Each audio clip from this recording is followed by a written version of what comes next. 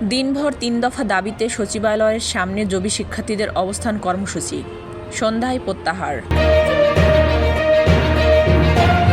ভারতে পালিয়ে যাওয়ার সময় ইডেন কলেজ ছাত্রলীগের নেত্রী আটক।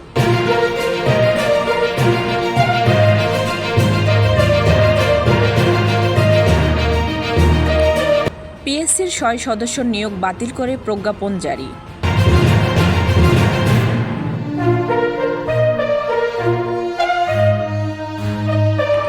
বিএনপির সাথে জামাতের কোনো বিরোধ নেই বলে মন্তব্য করেছেন জামাতের নায়েবে আমির ডক্টর তাহের। লক্ষ্মীপুরে স্বর্ণালংকার সহ ৫ ডাকাত গ্রেপ্তার।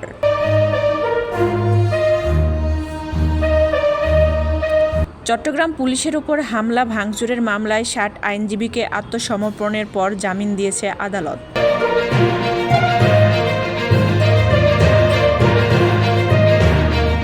বাংলাদেশ প্রতিবেশী আমাদের, একসঙ্গেই থাকতে হবে বলে মন্তব্য করেছেন ভারতের সেনাপ্রধান। দিল্লিতে বাংলাদেশের উপ হাইকমিশনারকে তলব করেছে দেশটির পররাষ্ট্র মন্ত্রণালয়।